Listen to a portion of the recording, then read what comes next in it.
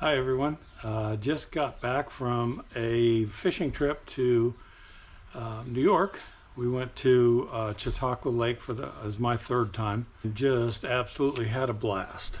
The lake is just unbelievable. It's got so many species in it and we caught so many of them. Just can't tell you how much fun we had. I'm going to break it down and tell you basically what we did. We fished from Wednesday the 7th until Friday the 9th. Normally at the beginning of my videos, I post, launch time, recovery, barometer, temperature, wind, and all that. But it was just across the board in our daily outings. We had temperatures that ranged from 36 degrees to 60 degrees. We had a barometer that was across the board. It was so low at one point because it was raining. And then at other times it was high and we had sunny skies. But one thing that was consistent over the whole 3 days is that the wind was out of control. The wind varied from the east to the north, and it was anywhere from 10 to 15 mile an hour. Cloud cover ranged from very dense, heavy cloud cover to partly cloudy skies. Yeah, the fishing conditions were just unbelievably out of control.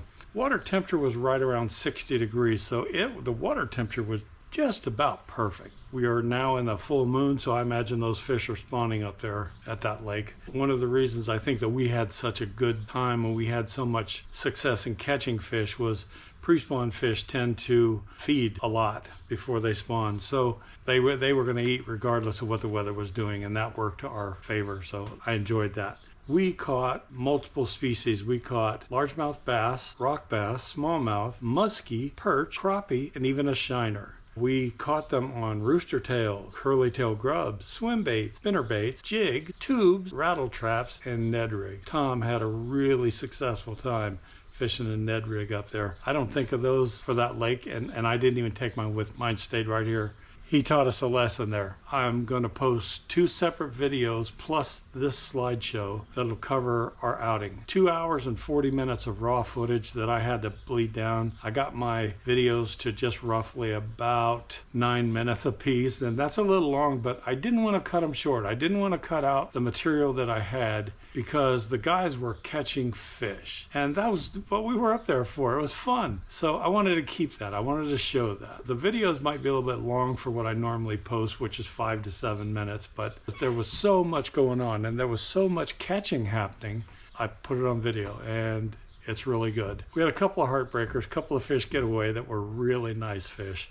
Brian had one that he believed was going to be his personal best, and it may have been. I didn't take my camera out with me on day 1, on Wednesday. I was only there half a day, so I have no footage of that first day. I hope you enjoy it. We had a blast. I love spending time with the guys fishing. Made a new friend. Rich's friend Gene came with us. We all got together. We caught fish, had a blast, and here it goes. Enjoy the video. I did want to add one comment about my videos.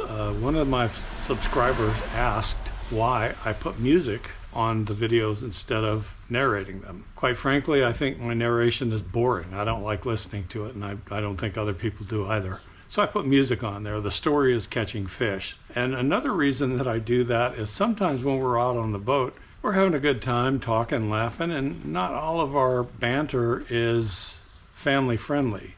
It's funny to us, but it wouldn't be funny to everyone. So I put the music on there and we just share the laugh, and it's our own personal memory, and that's what's behind that. So without further ado, here you go.